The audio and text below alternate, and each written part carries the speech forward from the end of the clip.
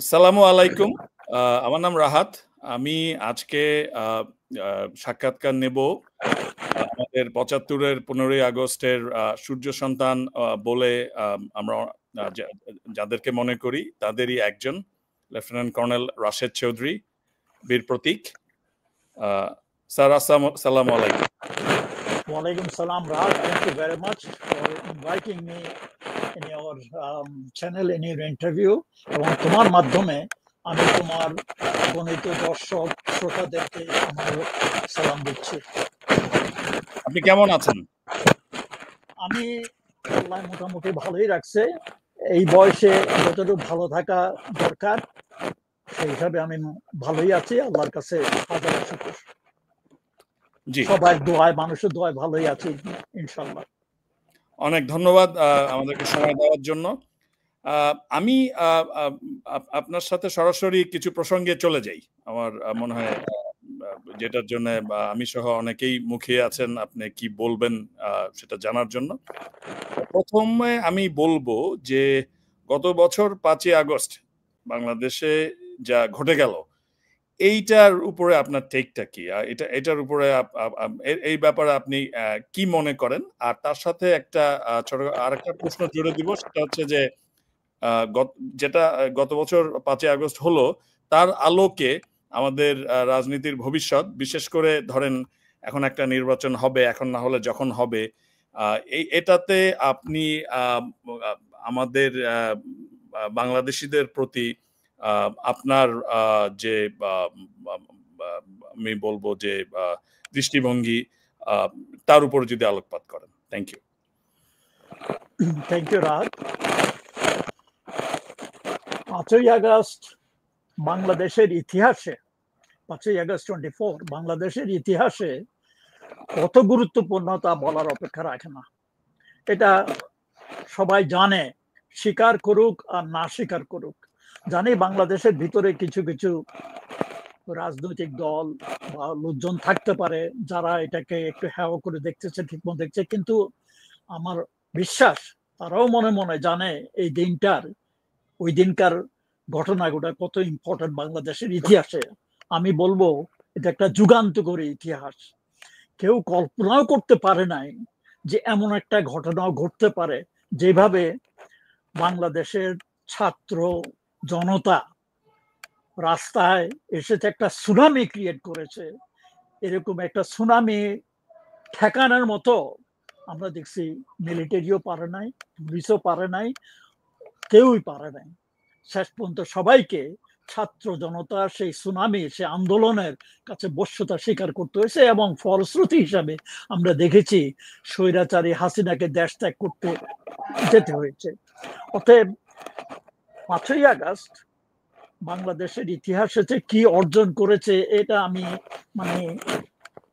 বলে শেষ করতে পারবো না। কারণ তার আগে ১৬ বছর না, আমি তো বলবো ২০ বছর, তার হাসিনার তার আগের ৫ বছরের হিসাব যদি আমরা ধরে থাকি, 2001 থেকে 2000 কবে থেকে যাই হোক, তার আগের 96 থেকে তার আগের ৬-৫ বছর, এবং এই ১৬ বছর ধরে আমরা হিসাব করি, সে যে যা করেছে বাংলাদেশে, স্বৈরাচার চালায় যা কিছু দেশ বিরোধী এবং জনবিরোধী যেসব কাজকর্ম করেছে, তার যে কোনো একটা অবসান হতে পারে, আমরা তো ফ্র্যাঙ্কলি হতাশ হয়ে গেছিলাম। আমি তো ভাবছিলাম এটা শেষ হবে না। আর তাছাড়া আমরা জানি যে ভারত তাকে সহায়তা দিয়ে যাচ্ছে এসব ব্যাপারে, এবং আমাদের এর আগে বিভিন্ন রকমের কিছু কিছু আন্দোলন করেছে, বিএনপি চেষ্টা করেছে, ওরা করেছে, কিন্তু কোনো কিছুই সার্থক হয় নাই। অবশ্য বিভিন্ন রকম বলে এইসব আন্দোলনের পেছনেও এগুলা যে সফল হয় নাই, তার বিরুদ্ধেও রর হাত আছে, ভারতের কারসাজি আছে, এবং অফকোর্স হাসিনার শাসন আমলে সবকিছুই তো হাসিনার করাতে, মিলিটারি, পুলিশ, অ্যাডমিনিস্ট্রেশন, ব্যবসায়ী সবাই তার দখলে। এমন কারো ঘাড়ে দুইটা মাথা নাই যে হাসিনার এগেইনস্টে কথা বলবে তার আমলে। That was the situation. ওই সিচুয়েশনে এটাতে একটা পরিবর্তন কেউ আনতে পারে, হবে, এটা তো খুব একটা কেউ কল্পনা করতে পারে নাই, কিন্তু আমাদের এই ছাত্ররা পেরেছে। অনেকে আবার বলে যে এই আন্দোলনটা একটু শুরু হয়েছিল ছাত্রদের বৈষম্য বিরোধী আন্দোলনের, আর এটা এত বড় আমরা দেখতে পারি কেন? ইয়েস, এটা শুরু হয়েছিল বৈষম্য বিরোধী, ছাত্রদের বৈষম্য বিরোধী আন্দোলনের সাথে, কিন্তু যেভাবে সরকার রিয়াক্ট করেছে, হাসিনা রিয়াক্ট করেছে, তাদেরকে রাজাকার বিভিন্ন জিনিস বলে গালিগালাজ করেছে, সেটা জনগণ অ্যাকসেপ্ট করতে পারে নাই, এবং জনগণ সাথে সাথে এই ছাত্রদের সাথে সহযোগিতা দিয়ে সহমর্মিতাতে মাঠে নেমে আসছে। অতএব তখন আর এটা ছাত্রদের আন্দোলন থাকে না, এটা পুরা দেশবাসীর ছাত্র জনতার আন্দোলন হয়ে গেছে।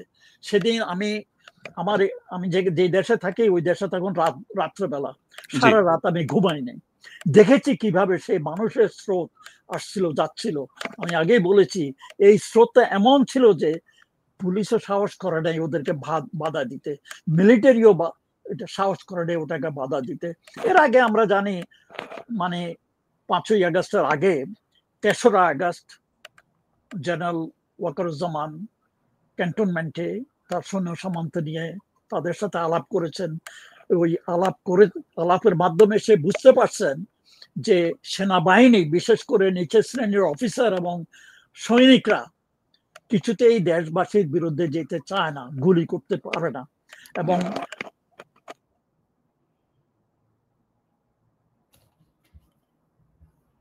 জেনারেল ওয়াকারের সাথে হাসিনার আত্মীয়তা আছে। আর জেনারেল ওয়াকারের অ্যাপয়েন্টমেন্টটাও অনেকে ধারণা করে যে নিউ দিল্লি থেকে হয়ে আসছে, তার কিছুটা লয়ালটি ওদিকে থাকা, বুঝছো। এট দি সেম টাইম সে মানে আবার এটাও ঠিক করেছে, সে লোকদের সাথে আলাপ আলোচনা করতে চায়। সে আলাপে সে বুঝে ফেলছে যে মানে তার সেনাবাহিনী জনগণের এগেনস্টে যাবে না, এবং সে যদি জবরদস্তি করে তার এগেনস্টে যায়, তার নিজের অবস্থা খারাপ হইতে পারে, এমনকি he could even be killed. He has understood it, and I think at that time he did the right thing, and he has হাসিনাকে বলে দিছে সে এটা কিছুতেই বন্ধ করতে পারবে না। যদিও বিভিন্ন খবরের মধ্যে আমরা জানতে পারছি হাসিনা শেষ মুহূর্তে পর্যন্ত চেষ্টা করছিল সে ক্ষমতা ছাড়বে না, কিন্তু ওয়াকার তাকে 45 মিনিট সময় দিয়েছে যে এর মধ্যে যদি আপনি যান, না হলে কিন্তু কোনো পরিণতির জন্য আমি দায় নেব না। স্যার, একটু আপনি যা বললেন এর পরে একটু এখান থেকেই এর পরের আরেকটা সিনারিওতে একটু চলে আসি। এটা একটু হাইপোথেটিক্যাল হবে। ধরেন বাংলাদেশে একটা ইলেকশন হবে, সেটা এখন ফেব্রুয়ারি মাসে হবে বা পরে হবে, কোন একটা সময় হবে, আমরা এখনো ঠিক শিওর না, অনেকের মতো আমিও তাই। তো এই যে আমরা 2024 অগাস্ট পরবর্তী 2024 অগাস্টের ঘটনাবলী এবং তার পরবর্তী বেশ কিছু ব্যাপারে যে আপনি বললেন, জেনারেল ওয়াকারের কথা বললেন, বা কোন পরিস্থিতিতে তাকে এরকম করতে হয়েছিল, তার একটা ধারণা বা আপনি যেটা মনে করেন সেটা বলার চেষ্টা করলেন। আর তার সাথে এই সমস্ত সবকিছু মিলিয়ে, বা যে ইউনূস সাহেব এখন আছেন, এই ইলেকশনে যেটা, তাতে আপনি আমাদের কোন ধরনের পরিবর্তন বা কোন ধরনের মানে একটা পলিটিক্যাল ব্যবস্থার দিকে যেতে পারাটা দরকার বলে আপনি মনে করেন? এই বিষয়ে ধরেন মানুষজন ভোট দিবে, আশা করা যাচ্ছে এটা হাসিনা আমলের ভোট হবে না, ওই ধরনের পচা ভোট হবে না। রাহাত, ধন্যবাদ। আমি ইলেকশনের ব্যাপারটাতে একটু পরে আসতেছি, তার আগে আমি আরেকটু কথা বলি। যাই হোক, 5ই অগাস্টের যে ঘটনা ঘটলো সেদিনের রিয়াকশন, আমি আরেকটা জিনিস একটু বলতেছি, যে বাংলাদেশের সাথে আমি যখন যোগাযোগ করলাম এসব ঘটনাগুলো জানার জন্য, আমার কিছু বন্ধু বান্ধব, আত্মীয় স্বজন, তারা একটা জিনিস বললো যে যারা সিনিয়র আছে, যারা দেখছেন, যে 5ই আগস্টের সাথে তারা 15ই আগস্টের সাথে তুলনা করলো। 15ই আগস্টের দিনও শেখ মুজিবের পতনের পরে রাস্তাঘাটে লোকের যেরকম কারফিউর মধ্যেও যেভাবে লোকে মানে রাস্তাঘাট চলে আসছে মানে সমর্থনে, আমরা 5ই আগস্টে সেই জিনিস দেখতে পাচ্ছি। এই এই জন্য ওটাও আগস্টের বিপ্লব, এটাও আগস্টের বিপ্লব। এটা মানে আমার এক আত্মীয় আমাকে বললো, এটা মনে হয় যে আবাবিল পাখি যেরকম আয়সা ওই মক্কার সেই আলাপ আলাপ কাহিনীর উপরে, যে মনে করো এরকম সবাই ওইভাবে সবাই একেবারে ঝাঁকে ঝাঁকে আয়সা হাজির হয়েছে। কোথা থেকে যে এত লোকজন এত আসছে মানুষও কল্পনা করতে পারে নাই। যাই হোক, এমন এক ঘটনার পরে সেকেন্ড জিনিস যেটা আমরা দেখলাম, যে এই ছাত্র জনতা প্রফেসর ইউনুসকে, উনি তখন মনে হয় প্যারিসে ছিলেন, সেখান থেকে ওনাকে এনে এই অন্তর্বর্তীকালে সরকারের প্রধান করলেন এবং উনি তার কিছু অ্যাডভাইজার নিয়োগ করলেন। এবং এটাও তখন আমরা মনে করলাম যে this was the best thing এই ছাত্র জনতা could do, because he was the right choice at that moment. এবং এটা আমরা দেখেছি, এবং সারা দুনিয়া, সারা বাংলাদেশ সবাই এটাকে সাপোর্ট করেছে যে না, হি ওয়াজ দ্য রাইট চয়েস। অবশ্য তার কিছু কিছু অ্যাডভাইজার সম্বন্ধে বিভিন্ন রকমের জল্পনা কল্পনা আছে, সেগুলোতে আমি যেতে চাচ্ছি না, কিন্তু as a person I think professor Yunus was the right choice. এবং এমনকি আমি প্রথম দিকে এটাও বলতে চাচ্ছিলাম যে আমি আগে মানে ইলিয়াসের সাথে আমার ইন্টারভিউ সময় আমি বলেছি about Ziaur Rahman that he was the best thing that could happen to Bangladesh thus far. এবং এই জন্য প্রফেসর ইউনুসের পরে আমি বলেছি যে he is the second best person for Bangladesh after Professor Yunus he became the chief.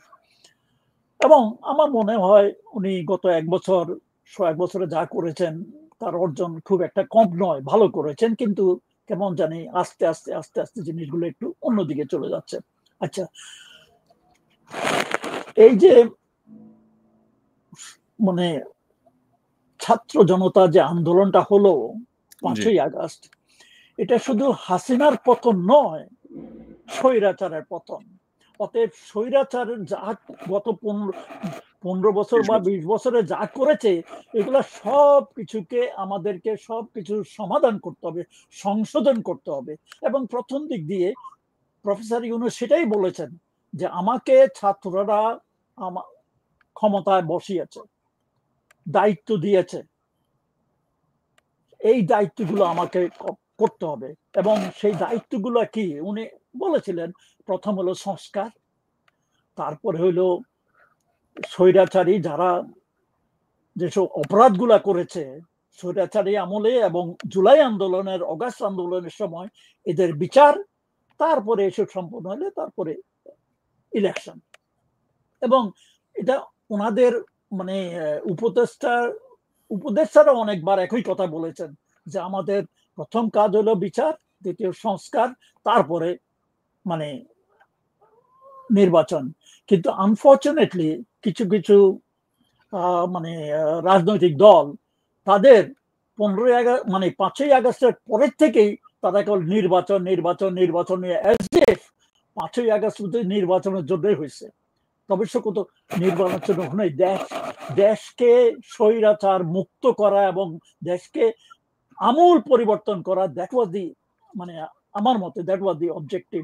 কিন্তু এরা ওই মানে আন্দোলন মানে নির্বাচন করতে করতে এই মানে প্রফেসর ইউনুস এবং তার সরকারকে বরং আমি বলবো যে নাজেহাল করে ছাড়ছে আপাতত। এই জন্যই কিন্তু তুমি যদি মনে করো 5ই আগস্টের পরে প্রফেসর ইউনুস ক্ষমতা আসার পরে কিন্তু লোকে বলছিল আপনি কমসে কম 5 বছর ক্ষমতা থাকেন, অনেকেই এমনকি যতদিন পর্যন্ত উনি সক্ষম ক্ষমতায় থাকুন, আমাদের কোনো নির্বাচনের দরকার নাই, ইমিডিয়েটলি নির্বাচনের দরকার নাই, আগে ঘর সামলা, ঘর ঠিক হোক, তারপরে নির্বাচনে যাবে। ইনফ্যাক্ট আমি মনে করি জনগণও কিন্তু নির্বাচনের জন্য তৈরি নয় এখন, কিন্তু একটা বিশেষ দল নির্বাচন করতে করতে এখন দেখা যাচ্ছে যে ইউনুস সরকারও এই নির্বাচন অলরেডি মানে তারিখ হয়ে গেছে, তারিখ হয় নাই, সময় হয়ে গেছে, আগামী ফেব্রুয়ারির মধ্যে নির্বাচন হবে। ওনারাও বারবার ওটাই বলে যাচ্ছে যে নির্বাচন হবে, আশা করা যায় নির্বাচন হলে নির্বাচন হবে। কিন্তু এখনো সরকারের পক্ষে বলা হচ্ছে যে ওই সময় নির্বাচন হবে। এখন যদিও অনেকেই পিনাকি, ইলিয়াস, কনক সরোয়ার এরা অবশ্য বলতে চাচ্ছেন যে যেভাবে চলছে নির্বাচন আদৌ হবে কিনা তা নিয়ে বেশ সন্দেহ আছে। আমি জানি না, হতে পারে, না হতে পারে, কিন্তু যদি নির্বাচন হয় তো আমি মনে করি এটা জাতির জন্য এটা বিরাট মানে অগ্নি পরীক্ষা এই সামনের নির্বাচনটা। কারণ প্রফেসর ইউনূস এবং তার সরকার বলতেছে এই নির্বাচন সুষ্ঠু হবে, স্বচ্ছ হবে, নিরপেক্ষ হবে, সব রকমের কথা আছে, সব বলে বেড়াচ্ছে, এবং নজিরবিহীন নির্বাচন হবে চেষ্টা করতে, হতে পারে। কিন্তু বাংলাদেশের কনটেক্সটে একবার 100% পারফেক্ট স্বচ্ছ নির্বাচন আদৌ সম্ভব হবে কিনা এ নিয়ে আমার একটু সন্দেহ আছে। কারণ বাংলাদেশের নির্বাচনে যাদের গ্রাসরুট লেভেলে অর্গানাইজেশন আছে তারাই ভালো করে, কারণ নির্বাচন গ্রামে গঞ্জের লোকেরাই করে, এবং দলীয় ক্যাডাররা যারা তারাই লোকজনকে নিয়ে আসে ইলেকশন করায়, এবং এটা জানা কথা, সবাই এটা করে। এবং আমরা জানি এই গ্রাসরুট লেভেলে অর্গানাইজেশন আপাতত আওয়ামী লীগের পরে দুইটা পার্টি এখন স্ট্রং আছে, একটা হলো বিএনপি আর একটা হলো জামাতে ইসলাম। এনসিপি নতুন পার্টি হিসাবে এখনো গ্রামে গঞ্জে তাদের অর্গানাইজেশন করতে পারে নাই, সেখানে তাদের নাই। যদিও এই তিনটা পার্টি এখন মোটামুটি সবাই কথা বলে, বিএনপি, জামাত এবং এনসিপি। এনসিপির সাপোর্ট আছে কিন্তু তাদের অর্গানাইজেশন নাই, তাদের সেই সাপোর্টটাকে কাজে লাগানোর জন্য, যেটা ইলেকশনের মধ্যে আসবে। এখন ইলেকশনের কথা তুমি বলতেছো যে ইলেকশন আদৌ যদি হয়, ইভেন পিনাকি ভট্টাচার্য বরাবর বলে আসছেন যে পিনাকি মানে ইলেকশন আদৌ হবে কিনা আমি জানি না। ইলেকশন যদি হয় হলো ভালো কথা, এবং সবাই চাচ্ছে, এবং আমার ধারণা হয়তো ইলেকশন হবে। তবে ইলেকশনের সময় কাকে ভোট দিবে, কোন দলকে ভোট দিবে, সেটা হলো কথা। বা কাকে দিব না, হ্যাঁ, কাকে দিব না, এটা যদি আপনি বুঝে যাই, কাকে দিব না।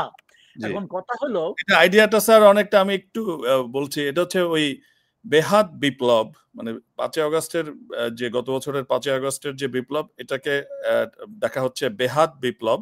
এটা যদি আবার ট্র্যাকে ফিরিয়ে আনা যায় কিনা। এখন কথা হলো সত্যি কথা বলতে কি, হাসিনার আমলে আমরা ইনভেরিয়েবলি সবাই বিএনপির পক্ষে ছিলাম। তাকে হাসিনা মানে আওয়ামী লীগের অল্টারনেটিভ হিসাবে বিএনপিকে আমরা মনে করতাম। কিন্তু 5ই আগস্টের পরে বিএনপির রাজনীতির যে ধ্যান ধারণা দেখতেছি লোকের মধ্যে, শুধু আমাদের মধ্যে, লোকের মধ্যে, সবার মধ্যে একটা সন্দেহ এসে গেছে যে ওরা কাদের রাজনীতি করছে, দেশের রাজনীতি করতেছে না বিদেশের রাজনীতি করতেছে। এবং লোকে এখন ওপেনলি বলতেছে ইট ইজ ইন্ডিয়ার বি টিম।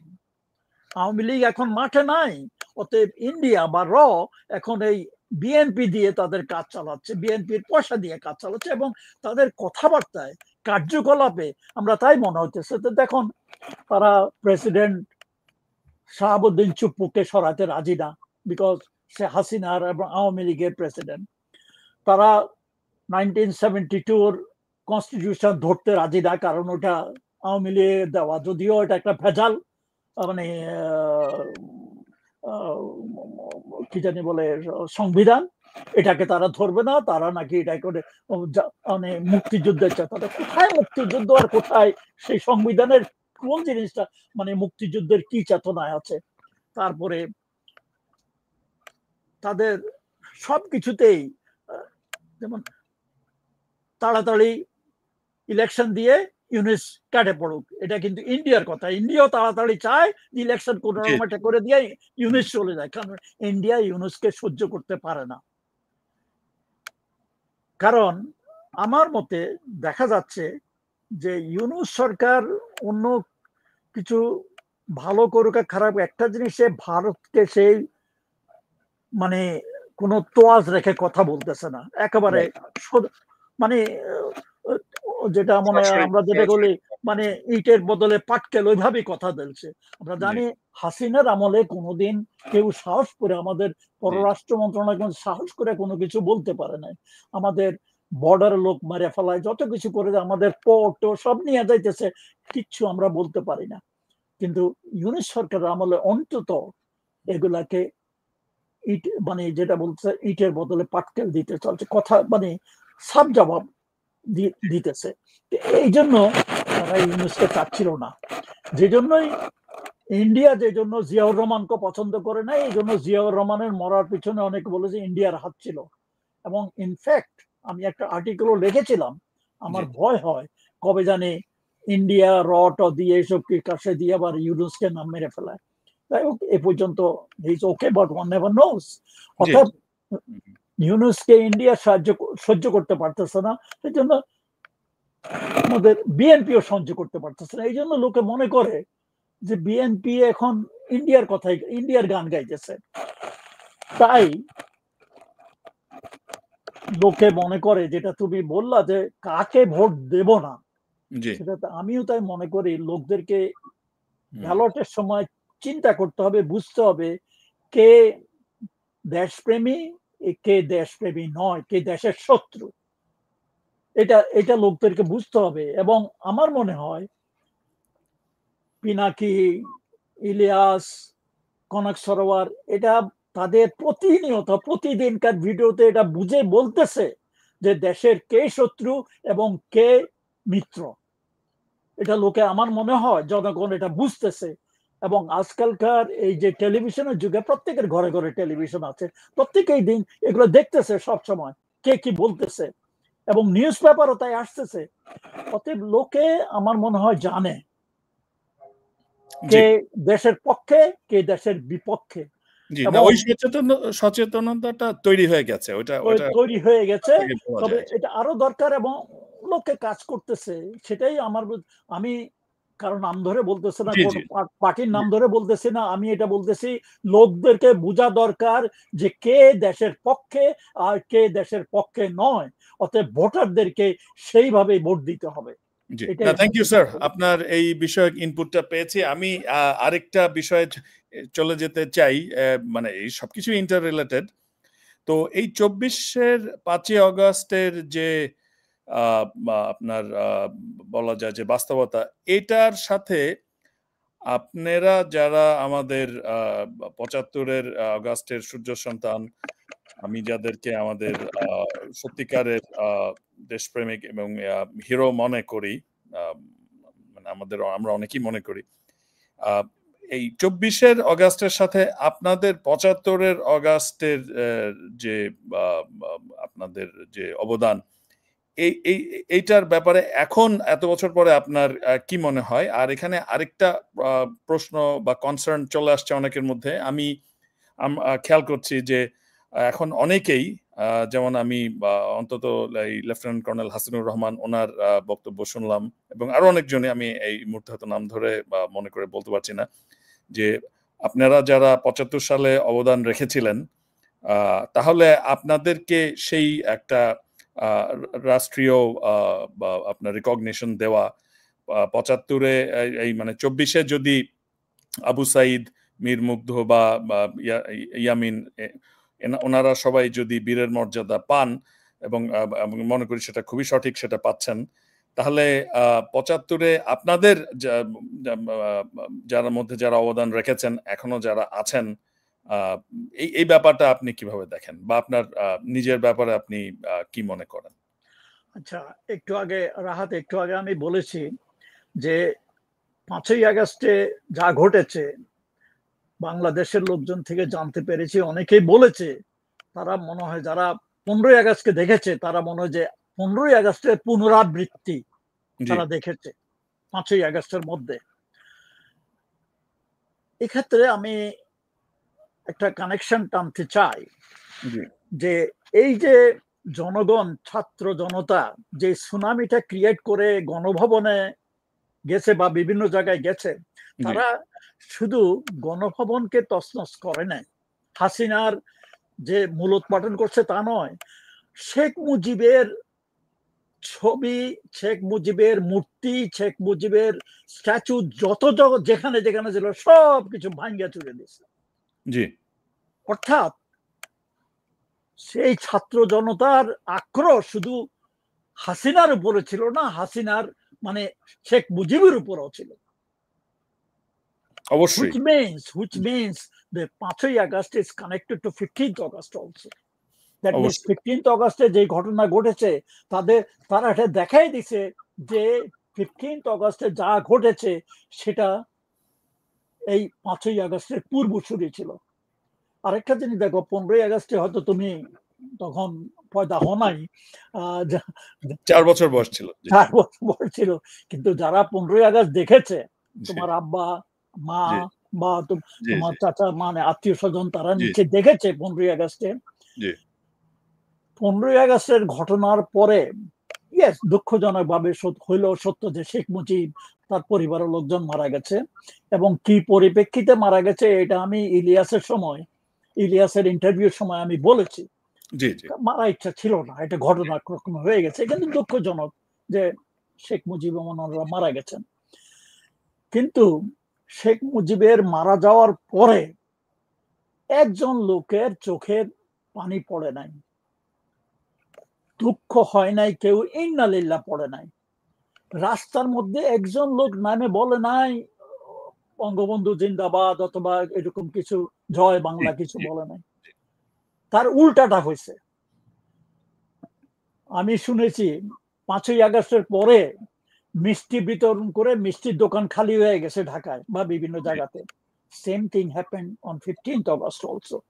যখন কারফিউ উঠায় দিল দুপুরের দিকে, ওদিন শুক্রবার ছিল, জুমার নামাজের জন্য কারফিউ 2 ঘন্টার জন্য কারফিউ শিথিল করা হলো। হায় রে, রাস্তায় পিপিলিকার মতো লোক নেমে গেছে, যেটা 5ই আগস্টে হয়েছিল। মিষ্টির দোকান খালি হয়ে গেছে মিষ্টি বিতরণ করতে। আর তুমি তো হয়তো শুনেছো যে স্লোগান কিভাবে, যে মানে সেই 15ই আগস্টের পক্ষে যে সব লোকজন যেরকম করছে। আর শেখ মুজিব জীবিত থাকতে তাকে এমন ভাবে প্রচার করা হয়েছে তিনি ভগবানের কাছে, ওয়ারাজ এই লোকটা মরার পরে তো জানা যায় লোক পাওয়া যায় না। জবরদস্তি করে 17-18 জন লোককে হাজির করা হয়েছে তার জানাজা দেওয়ার জন্য টুঙ্গি পাড়ায়। এর আগে তো বলেছি একজন লোকের চোখে পানি পড়ে নাই, একজন লোকে কোনো প্রতিবাদ করে নাই, কারো সাহস হয় নাই বলার পর্যন্ত আসে যে রাস্তায় বাইরে নাই। যে মানে আমি এই জায়গাটাতেই আসবো, এই সরাসরি এই মানে আমার যে প্রশ্নটা নিয়ে, যে তাহলে 24-এর 5 আগস্ট ধরেন আবু সাইদ, মীর মুগ্ধ বা ওনাদের মতো যারা, এরা হিরো, যারা আহত হয়েছেন তারাও আমাদের হিরো। কিন্তু একটা দীর্ঘ সময়ের আওয়ামী বয়ানে, ন্যারেটিভে আপনারা হচ্ছেন শেখ মুজিবের হত্যাকারী। কেন আমি আপনাদেরকে, আপনি সহ, কেন আমি আপনাদেরকে বিপ্লবী হিসাবে দেখব না? আমাদেরকে কেন এই আওয়ামী বয়ানটাতে ঢুকে যেতে হবে? আর তার মধ্যেও সম্পূরক প্রশ্ন হচ্ছে, এর মাঝখানে বিএনপি ক্ষমতায় ছিল বা জেনারেল এরশাদ ক্ষমতায় ছিল। আপনাদের এই ব্যাপারটা, এই 75 সালের 15ই আগস্টের ব্যাপারটা, এটা ওই এখনো একটা মোটা দাগে বড় অংশে কেন এই আওয়ামী ন্যারেটিভটার উপরে, আওয়ামী বয়ানটার উপরেই রয়ে গেল? কেন এই জায়গাটা আমাদের, আমি ব্যক্তিগতভাবে মনে করি পরিবর্তন আনা জরুরি। আমি লেফটেন্যান্ট কর্নেল রাশেদ চৌধুরী, বীর প্রতীক বা কর্নেল তালিম, আপনাদের সবাইকে, আমি মেজর বজলুল হুদা, আমি আপনাদের সবাইকে বিপ্লবী হিসাবে দেখি। রাষ্ট্রীয়ভাবে কেন আমি ন্যারেটিভটাকে সরিয়ে এই জায়গাটায় পরিবর্তন আনা হচ্ছে না, আর আনাটা দরকার আমি মনে করি। এই ব্যাপারে আপনি কি বলবেন? ওকে, 15ই আগস্টের পরে যে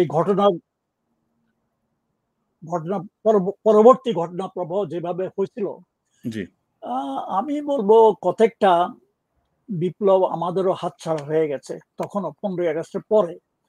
কারণ 3রা নভেম্বর খালেদ মোশাররফ একটা কাউন্টার কু করলো, তারপরে 7ই নভেম্বর একটা গণ আন্দোলন হলো, সিপাহী জনতা বিদ্রোহ, ওর মধ্যে আমরা ছিটকে পড়লাম, আমাদেরকে ব্যাংককে পাঠিয়ে দিল, সেখান থেকে লিবিয়া, তারপরে থেকে we are out of the country.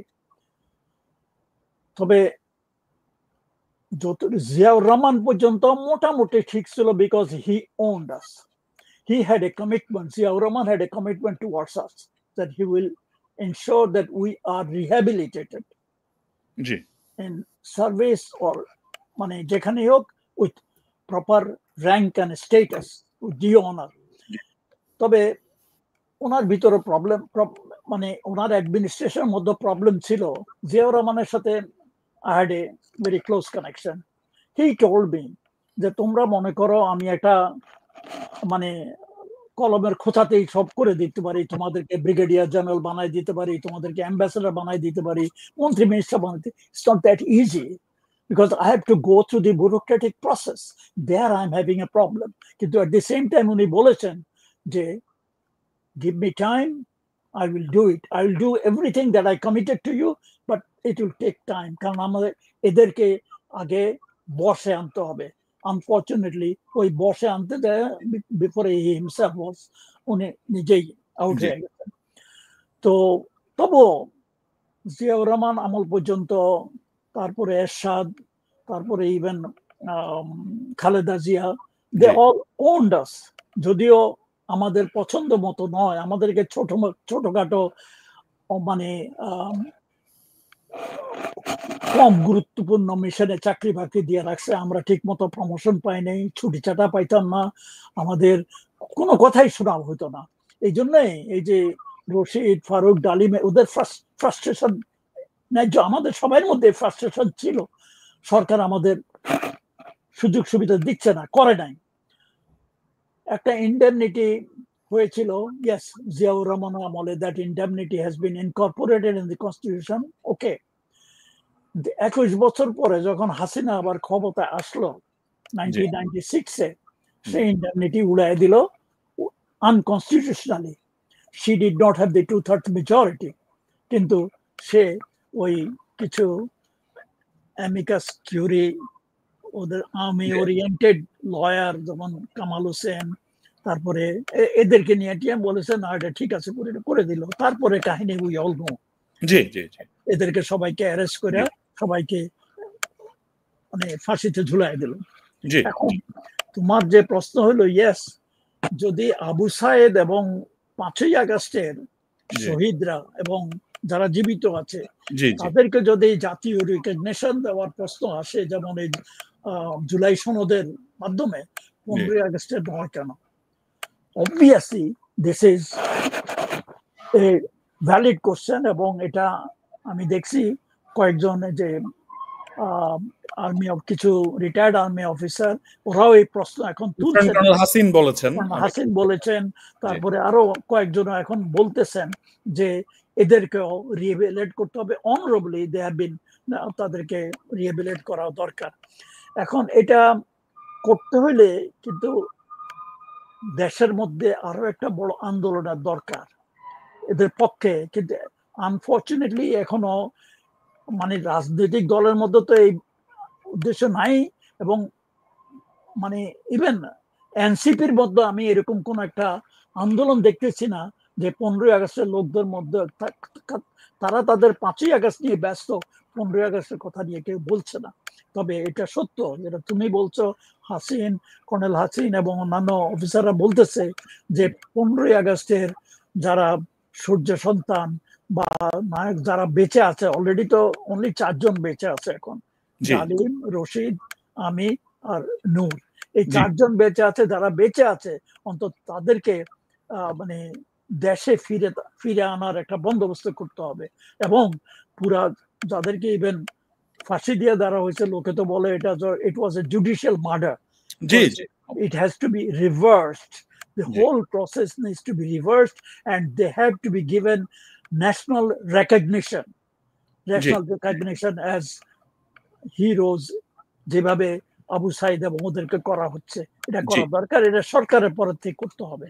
জি, আমি এই ব্যাপারে একদম পিন পয়েন্ট বলবো যে আপনার বর্তমান যে আপনার ডক্টর ইউনূস সরকার বা পরবর্তীকালে যে সরকার আসবে বাংলাদেশে, তাদের প্রতি কি আপনার এই ব্যাপারে কোনো অনুরোধ আছে বা কোনো আবেদন আছে?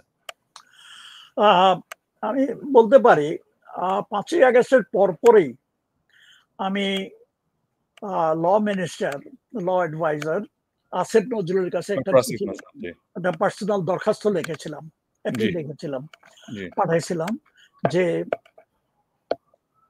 ইন্টারিম সরকার এখন হাসিনার আমলে দায়কৃত অনেক অন্যায় মামলা খারিজ করে দিচ্ছে, বাতিল করে দিচ্ছে।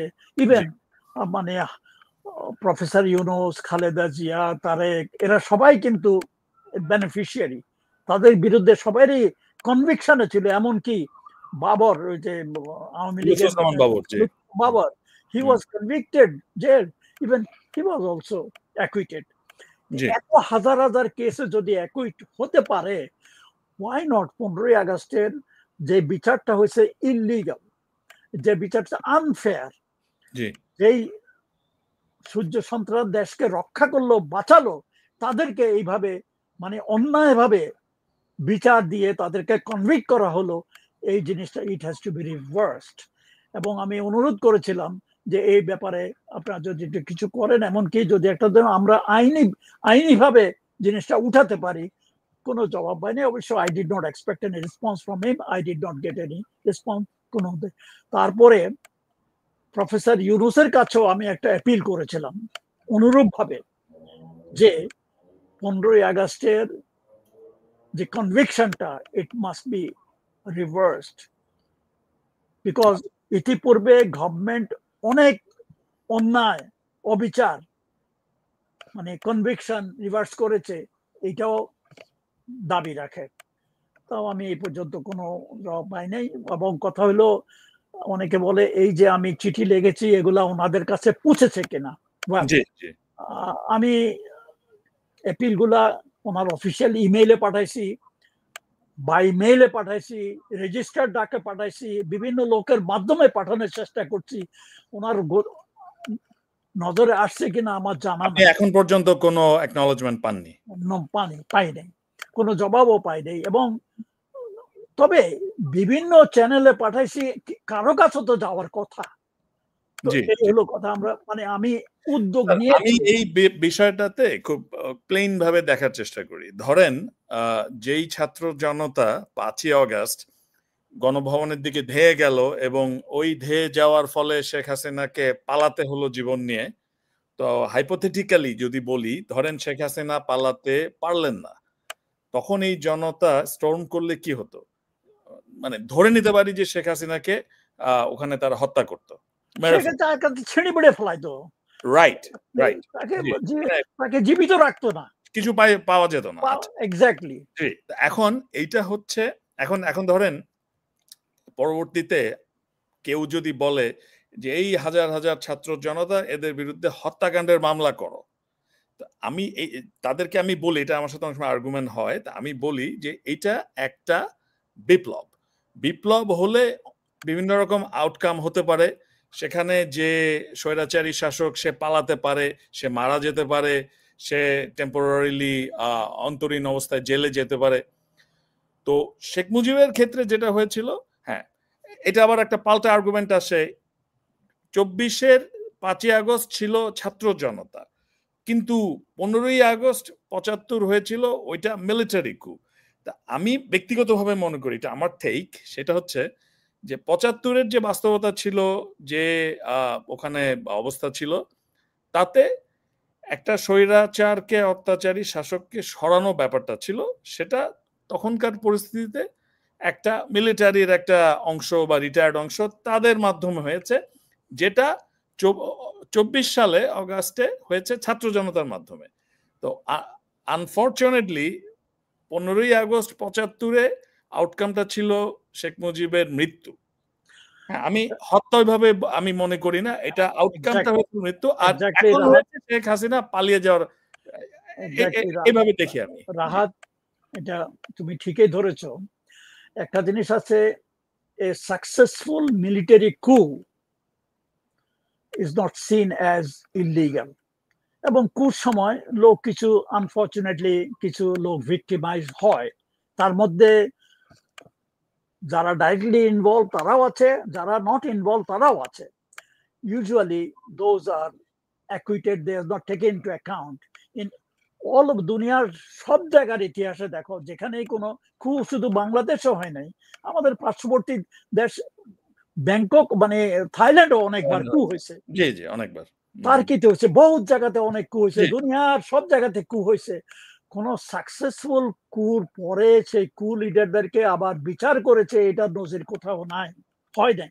বিকজ ওয়ান্স এ কু is successful, it was legal, তার মধ্যে অনেক ইজ লিগাল, এবং পরবর্তী পর্যায়ে ওটা মানে কনস্টিটিউশনও ওদেরকে ইন্ডেমনিটি দেওয়া হয়। বাংলাদেশেও ওই যে ইন্ডেমনিটি অ্যাক্টের মাধ্যমে ওটা দেওয়া হয়েছে, হাসিনা এসে ওটাকে পাল্টায় ফেলাইছে। অর্থাৎ 15ই আগস্টে যা ঘটেছে সেটা যদিও দুইটা ইউনিট এবং গুটি কতেক অফিসার এতে ইনভলভ ছিল, বাট ওতে পুরা আর্মির সাপোর্ট ছিল, পুরা দেশের সাপোর্ট ছিল। তোমার যদি মনে থাকে, immediately after the success of the coup, all service chiefs, Air Force and Navy, sorry, Army, Navy, Air Force, police, BDR, রক্ষী বাহিনী, আনসার, সব চিফসরা মানে রেডিও স্টেশনে এসে they have given their support to the coup. জি জি দিয়েছিল, And I mean, they have given a statement. G statement আছে, জি The national hukape, they have given a statement supporting the coup and President Khondokar Mostak Ahmad. That means 15 August enjoyed the support of the entire nation, entire military. তো এই ক্ষেত্রে 21 বছর পরে তাদেরকে কিলার বা convict করা, it is unheard of in history, it is a judicial murder. যেটা আমি আগে বলেছি যে 15ই আগস্টে শেখ মুজিব মারা গেছে, দুঃখজনক ব্যাপার, কিন্তু একজন লোক পথে নামে নাই এটার প্রোটেস্ট করতে, কারো চোখে পানি পড়ে নাই, কেউ ইন্নালিল্লাহ পড়ে নাই, তার জানাজায় লোক পর্যন্ত যেতে সাহস পায় নাই, যায় নাই, এমন ঘৃণা পড়ে। কর্নেল আবু তাহের যে 7ই নভেম্বরের মানে বিপ্লবের আমি মনে করবো ইনিশিয়েটার, মুজিবের মৃত্যুর পরে সে বলেছিল Mujib should not be buried in Bangladesh, কারণ সে যদি এখানে কবর হয় বাকশালীরা ওটা থেকে আবার মানে র্যালি রাউন্ড ইট, এবং সে বলেছিল মুজিবের লাশ বঙ্গোপসাগরে ফেলে দেওয়া দরকার। এই হলো তখনকার ঘটনা। এই হলো অর্থাৎ 15ই আগস্ট যা অর্জন করেছে, যা করেছে, আমি মনে করি এটা মানে একটা বাংলাদেশের ইতিহাসে একটা উজ্জ্বল। when Ziaur Rahman himself told me that, অন্য এক ক্ষেত্রে বিদেশে যখন ভিজিটের সময় তারা বলেছেন উনি যে তোমরা যা করেছো বাংলাদেশের ইতিহাসে তা স্বর্ণাক্ষরে লেখা থাকবে। Touch wood, I am saying yes, he said so. পরবর্তী পর্যায়ে উনি কি করতে পারছেন না পারছেন সেটা অন্য কথা, কিন্তু I think as long as he lived he was true to his principle, কিন্তু করতে পারেন নাই অন্য কারণে। তো এখন 2025-এ বা 2024-এ একটা জিনিস মনে করতে হবে, 15ই আগস্টকে বুঝতে হবে, যেটা আমি বারবার বলি, তুমি 15ই আগস্টে যেতে হবে। You have to go to 15th August to understand 15th August, to visualize the circumstances in which 15th August happened. You have also to go to 15th August to visualize or to be in 32 নম্বর শেখ মুজিবের বাড়িতে, ওখানে অবস্থান করতে হবে কি পরিপ্রেক্ষিতে Sheikh Mujib died. In fact, he died in a crossfire, in a preemptive crossfire. He was a casualty, unfortunately. অন্যরাও মারা গেছেন। এটা বুঝতে হইলে ওই সময় যেতে হবে, ওই পরিপ্রেক্ষিতে যেতে হবে। তো এখন মানে 50 বছর পরে আমরা যদি এখনকার প্রেক্ষিতে বিচার করি, এটা ঠিক হবে না, আমাদেরকে ওই প্রেক্ষিতে বিচার করতে হবে। সিমিলারলি 5ই আগস্টে যে ঘটনা ঘটেছে, তোমাকে 5ই আগস্টের ওই সময়ের প্রেক্ষিতে বিচার করতে হবে। এখন আমরা শান্তিতে আছি, আরামে আছি, এখন বললে হবে না ভাই কেন এটা করা হইলো, কেন ওটা করা হইলো, আন্দোলন এরকম হচ্ছে কেন ওরকম। এখন এটা ওই সময় সিচুয়েশন কি ছিল সেটা দিও।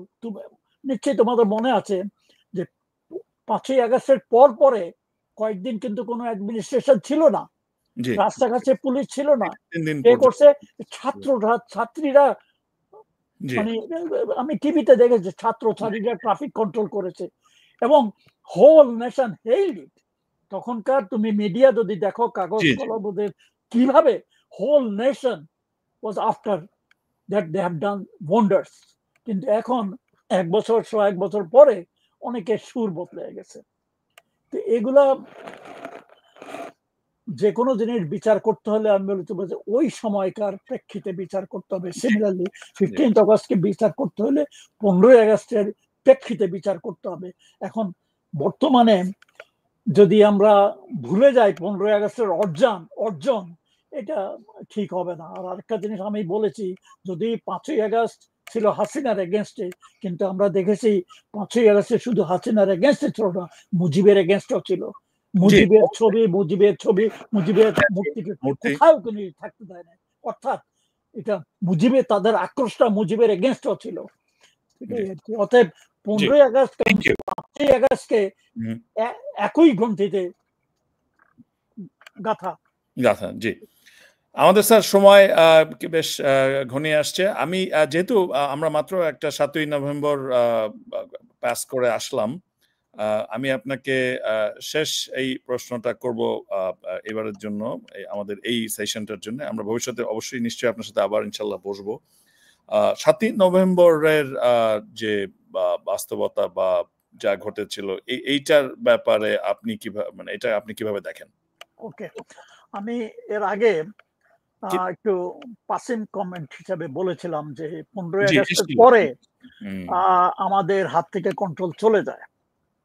তখন জি, জি, মানে আর্মির ভিতরে বিভিন্ন গ্রুপিং গঠিত হয় এবং খালেদ মোশাররফ প্রথম দিক দিয়ে কিন্তু 15ই আগস্টের সাপোর্টে ছিলেন। জি, he was the first senior officer who supported 15th August in the sense, সে যখন জানতে পারলো যে ট্যাঙ্কের মধ্যে গুলি নাই, মানে ট্যাঙ্কের মেইন গানের শেল গোলা নাই, নাই। জি, সাথে সাথে সিজিএস, কারণ সিজিএস এর অনুমতি ছাড়া ওই গোলা বাইর করা যায় না, সাথে সাথে wrote a cheque to release the shells for the main gun of tanks. He was the first officer to react positively.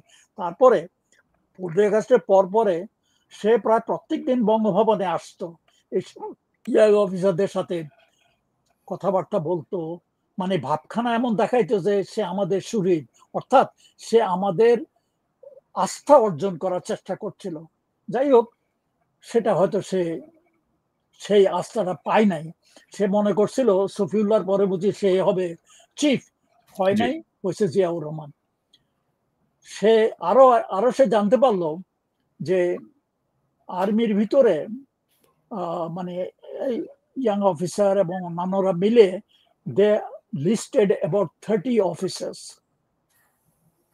Who are corrupt, আর যাদের বিরুদ্ধে বিভিন্ন অ্যালিগেশন আছে, দে শুড বি পার্জড, জি, এবং Khaled Mosharraf was one of them. সে এটা জানতে পারছে।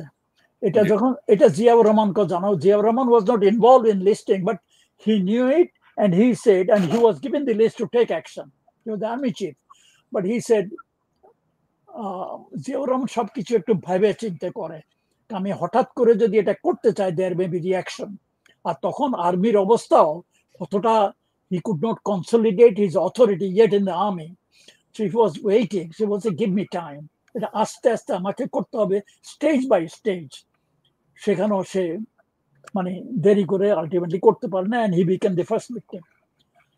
তো খালেদ মোশাররফ যখন এটা জানতে পারছে তখন বলল যে ইটস নাও অর নেভার, তার মনে হয় ঠিক আছে। এবং খালেদ মোশাররফের সাথে অন্যান্য যারা যোগ দিছে, ব্রিগেডিয়ার রৌফ, কর্নেল মালেক, তারপরে সাফাত জমিল অবশ্য ওই লিস্টে ছিল না, বাট সাফাত জমিল 15 আগস্টের এগেনস্টে ছিল। সে একটু আওয়ামী গেসা, যদিও সে মানে জিয়াউর রহমানের কিন্তু হি ওয়াজ ক্লোজ টু জিয়াউর রহমান।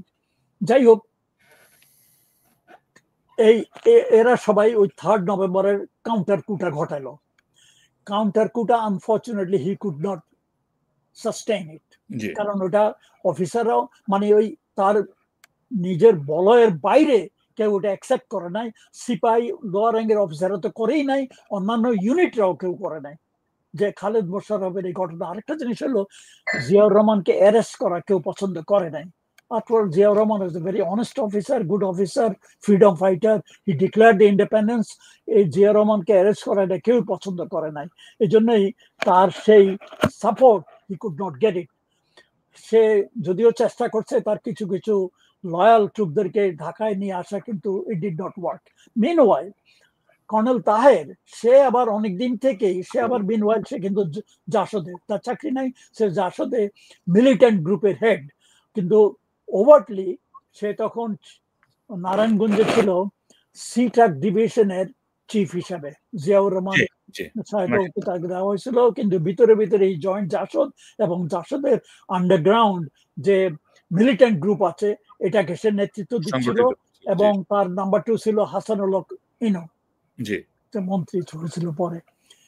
সে তার আর্মির কানেকশন খাটায়, সে আর্মির ভিতরেও তার সে রেডিকাল লেফটিস্ট আইডিওলজি ইনডক্ট্রিনেট করার চেষ্টা করছিল।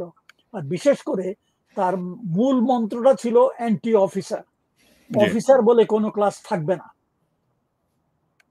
মানে অফিসার ক্লাস থাকবে না, সামথিং চাইনিজ আকারে আর কি, মানে চাইনিজের মতো, যদিও চাইনিজ অফিসার আছে কিন্তু চাইনিজ ভাবছে ওরকম আর কোনো অফিসার র্যাঙ্ক থাকবে না, এরকম ধরনের একটা মতবাদ সে মানে ইনডক্ট্রিনেট করতে চাচ্ছিল। Obviously some of them are very appealing to the soldiers, and some of the soldiers তারা ওটা মানে they bought it, এবং রেভলিউশনারি ওটা একটা নাম দিছিল কি, বিপ্লবী সৈনিক সংস্থা, বিপ্লবী সৈনিক বিএসএস সৈনিক সংস্থা একটা গ্রহণ করছিল। But it was in a limited scale, in the armoured core, signals, service core, এগুলা কয়েকটা ইউনিটে সে কয়েকটা মানে সেল করতে সার্থক হয়েছিল।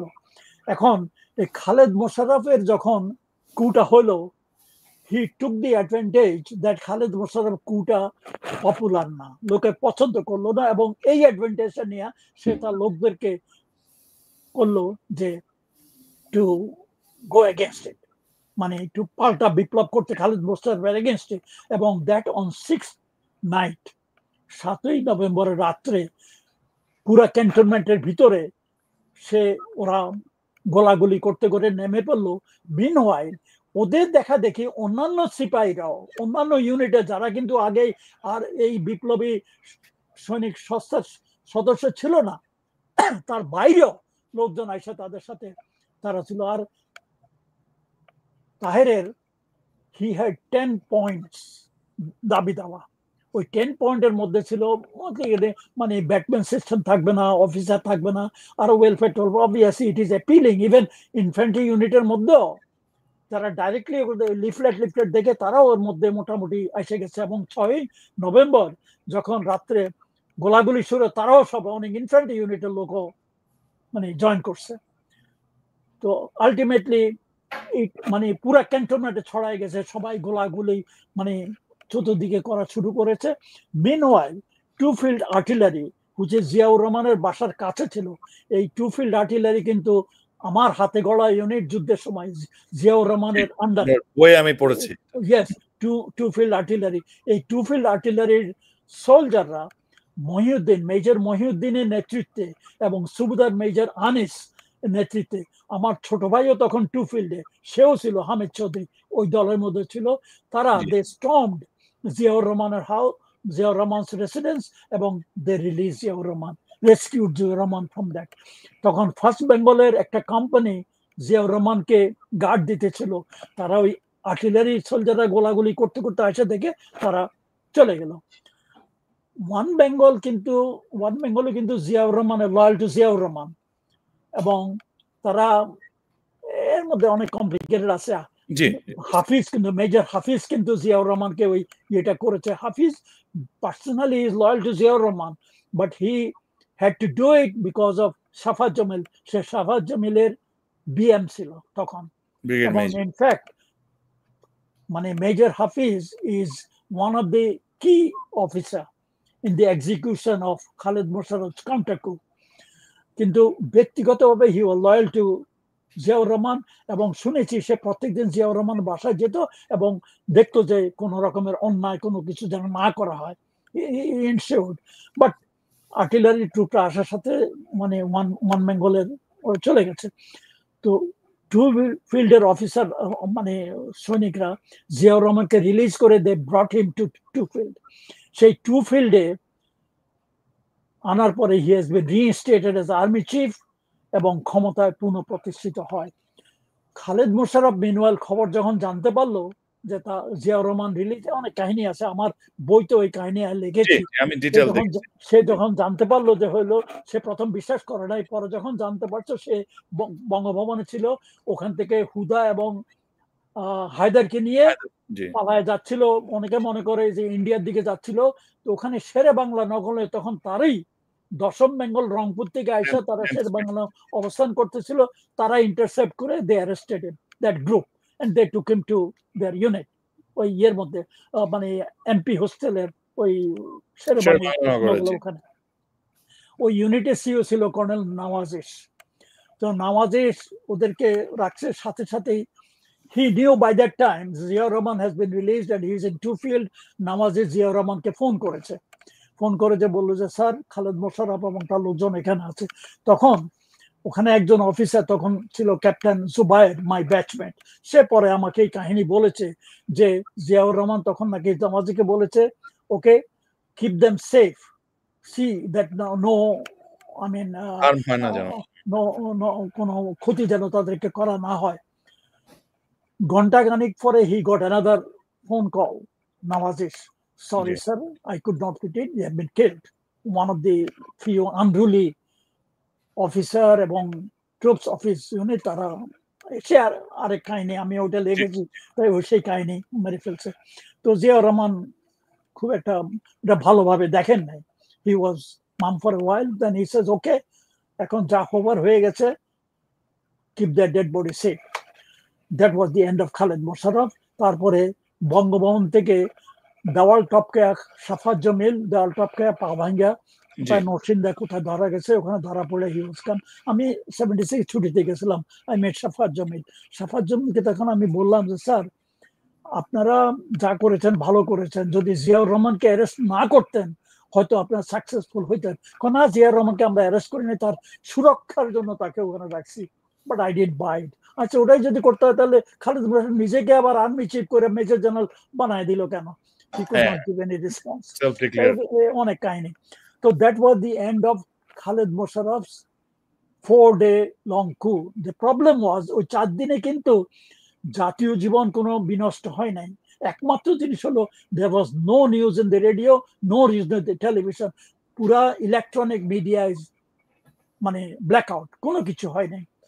তো 7ই নভেম্বরের ঘটনায় কি হয়েছে সবাই জানে। জিয়াউর রহমান তখন এই ট্রুপস গুলা ট্রাকের মধ্যে ট্যাঙ্কের মধ্যে চড়ে সারা মানে they fanned out in the city. তাদের সাথে মানে পাবলিকও তাদের সাথে জয়েন করছে, because public also did not like what Khaled Mosharraf did. আর তাছাড়া 4 তারিখে খালেদ মোশাররফের ছোট ভাই Rashed Mosharraf, who is Awami MP, সে এবং তার মা সহ আওয়ামী লীগের পক্ষে স্লোগান দিতে দিতে 32 নম্বরে গেছে। এন্ড দ্যাট হ্যাজ বিন মানে ফোকাস মানে ইয়েতে নিউজ পেপারে ফলাও করে দেওয়া হয়েছে।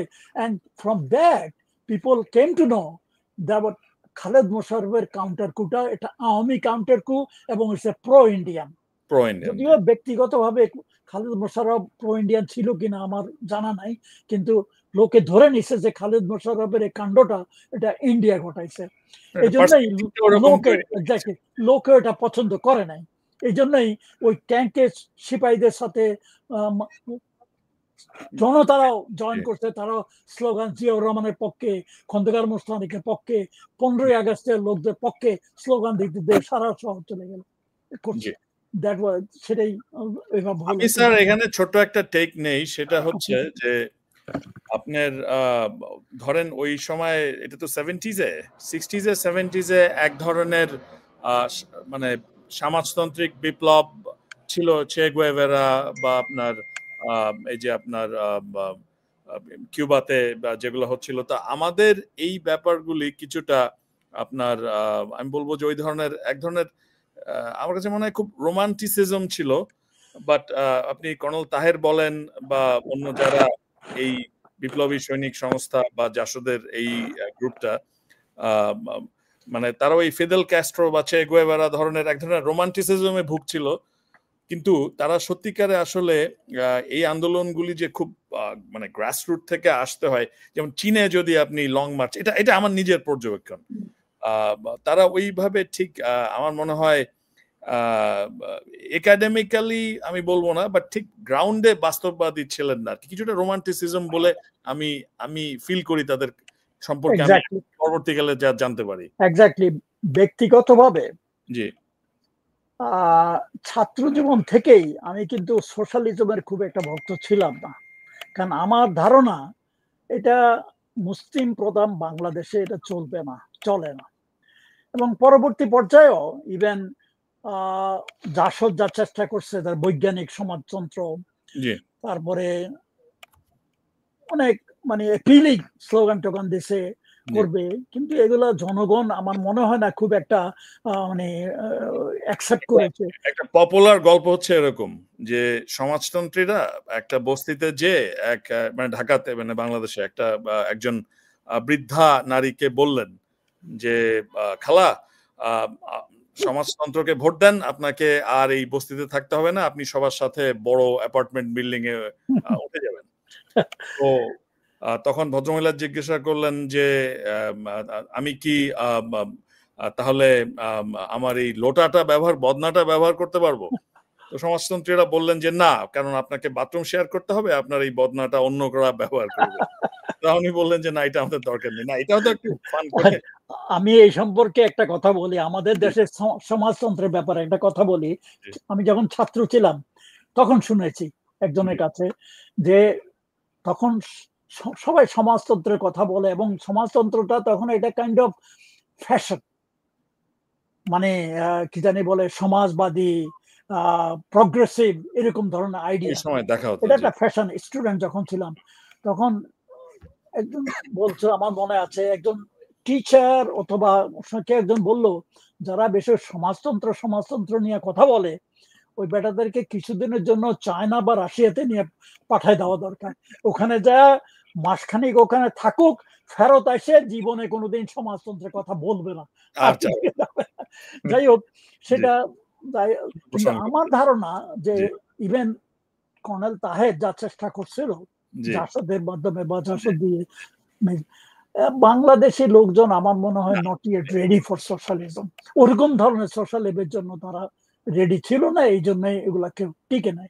এই জন্যই সে জাসদ বলো কর্নেল তাহের বলো, এগুলা ওই কিছু কিছু pockets he could convince, but the whole army was not with him. ওই কারণেই আমি বলছিলাম যে মানে আমি আজ এত বছর পরে আমি যখন বই পড়ে বা ডকুমেন্টারি দেখে শিখছি বা জানছি এই 2025 সালে, আমি অনুভব করি যেটা এক ধরনের ওই 60s 70s এর ওই ল্যাটিন আমেরিকার ওই যে আপনার ক্যাস্ট্রো বা ওগুলা না, ইভেন সোভিয়েত ইউনিয়নে দেখো, সোভিয়েত ইউনিয়নে ইভেন চায়নাতে দে হ্যাভ অ্যাবান্ডন্ড দিস। এখন যদিও তারা প্রিন্সিপাল রাখছে, কিন্তু দে ওপেনড আপ। আমি স্যার চায়নাতে 6 বছর ছিলাম, উপরে মাও জেদুং এর ছবিটা এখনো আছে, বাট নিচে হচ্ছে সবই ক্যাপিটালিজম প্র্যাকটিস করা হয়। আমি গেছি বেজিং এ, আমি একবার গেছি, আমি দেখেছি ওগুলা। দেখেছেন না? এখন দেখেছে মানে তিয়ানানমেন স্কয়ারে কোনো পোর্ট্রেটটা আছে। মাও জেদুং এর চায়না এখন নাই, এখন চায়না অনেক পরিবর্তন হয়ে গেছে। সিমিলারলি ওই মানে ক্রুশ্চেভের ওই সময়কার সোভিয়েত ইউনিয়ন এখন আর নাই, যদিও আছে কিন্তু এখন অনেক ওপেন হয়ে গেছে। ওই কারণেই আপনার ওই কর্নেল তাহের সময়ের যে ব্যাপারটা, ওইটা আমি এক ধরনের ওই ওনাদের কাজ কারবারগুলি আমি কিছুটা মানে অনেক পুরোটাই বলবো, কিছুটা না, রোমান্টিসিজম দেখি। মানে আমার যে মনে হয় ওনারা ঠিক ওইভাবে বাস্তববাদী ছিলেন না। মানে আপনি যেটা এই যে ফাইডেল ক্যাস্ট্রো, গুয়েভারা, ওরা ওই সমাজ ব্যবস্থার জন্য they were popular, and at that time in the 60s and 70s 50s that was a popular thing, and Latin আমেরিকাতে ইভেন আফ্রিকাতে গরিব দেশে এগুলা বেশ চলে। তাদেরকে ওই ধারণা দেওয়া হয়, যেমন ওই যে লোটার কাহিনী, যে ওই লোকটা গাড়ি চালায় তুমি পায়ে হাঁটো, কদিন পরে তুমিও গাড়ি চালাবা, তোমারও বিল্ডিং হবে, তোমার এই সেই হবে। মানে এইসব উদ্ভট ধরনের কাহিনী যেত, কিন্তু বাস্তবে এসব কিছু ছিল না। না না জি জি জি না, থ্যাংক ইউ ভেরি মাচ। না আপনার যে আপনার যে টেকটা দিলেন সাথে আমি একটা মানে 7ই নভেম্বরের মানে আমার একটা লেখা আগে আছে, আর একটা হয়তো রিসেন্টলি আসবে। আমি বলছি 7ই নভেম্বরে একটা জিনিস হলো, ওটা জিয়াউর রহমানের is a rebirth of Ziaur Rahman, 7ই নভেম্বরে। And he came in the national মানে ন্যাশনাল পাওয়ারে এসে গেলেন, এবং তারপরে থেকে Ziaur Rahman sentence he became the president. এবং আমি মনে করি উনি এই স্বল্প সময়ের মধ্যে 6 বছর 6.5 বছর সময়ের মধ্যে যা অর্জন করেছেন বাংলাদেশের জন্য, এই পর্যন্ত কোনো নেতা কোনো করতে পারেন নাই। এই জন্যই আমি জিয়াউর রহমানকে বলি he was the best thing that can happen to Bangladesh. এবং যেই জন্য ইন্ডিয়া তাকে সহ্য করতে পারে নাই, আওয়ামীরা সহ্য করতে পারে নাই, তারা তাকে সরায় ফেলাইলো। জি জি না, এটা আমরা অনেকেই সেভাবে দেখি। আজকে স্যার আমাদের সময়ের স্বল্পতা, থ্যাংক ইউ ভেরি মাচ। আমি ভবিষ্যতে সুবিধা মতো সময়ে আপনার সাথে আবার 2টা কারণে একটু বসবো। একটা হচ্ছে যে এমনি চলমান পরিস্থিতি, এটা বাংলাদেশের রাজনীতি, এটার আলাপটা হবে। আপনার যে টেক সেটা আমরা জানবো। আর আরেকটা হচ্ছে আপনার লেখা বেশ কিছু বই আপনি আমার পড়ার সুযোগ হয়েছিল, সৌভাগ্য হয়েছিল। আপনার বইগুলির উপরে আমরা ছোট ছোট কিছু সেশন করতে পারি। আপনি আপনার বইগুলি আমি জানি আপনি কি অরিজিনাল ইংরেজিতে লিখেছেন, এখন ওগুলোর অনুবাদও হচ্ছে, সেটা আমরা দেখতে পারি। সামনে ফেব্রুয়ারি মাসে আসছে আবার। অ্যাকচুয়ালি 2টা বই অলরেডি অনুবাদ হয়েছে। একটা বই যেটা পোস্ট ইন্ডিপেন্ডেন্স বাংলাদেশের উপরে, নাম হলো 1975 অগাস্ট বিপ্লবের অজানা কথা, না বলা কথা, জি জি অলরেডি হয়ে গেছে। আর একটা আমার প্রথম বই যেটা ছিল এ সোলজার্স ডেট, ওটার বাংলা নাম দিয়েছি আমি রক্তের ঋণ, ওটাও রিসেন্টলি পাবলিশ হয়েছে ঢাকায়। আমার ইংরেজিগুলি পড়ার সুযোগ হয়েছিল। ওটার বাংলা ট্রান্সলেশন হচ্ছে। আমরা এই বইগুলির উপরে, এই বই 2টার উপরে আমরা একটু বসবো। আর আরেকটা আমরা বসবো ওই যে প্রথম যে বইটা, যে সোলজার্স ডেট, ওইটাতে আপনার যে 71 সালে মুক্তিযুদ্ধে অংশগ্রহণ করার যে, আমি নিজে পড়ে খুব শিহরিত হয়েছি আপনার যে অভিজ্ঞতা, এইটার উপরে আমি জানি আপনি হয়তো ওই আমি একটু দেখাচ্ছি তোমাকে বই দুইটা। জি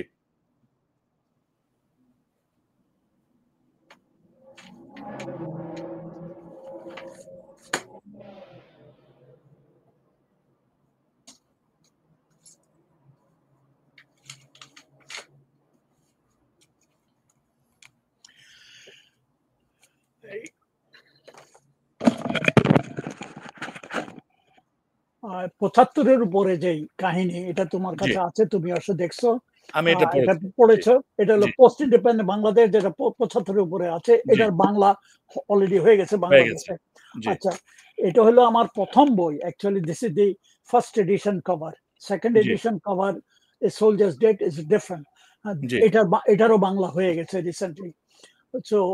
আমরা এই 2টা বইয়ের উপরে একটু বসবো। ওইটা বই স্পেসিফিক হবে।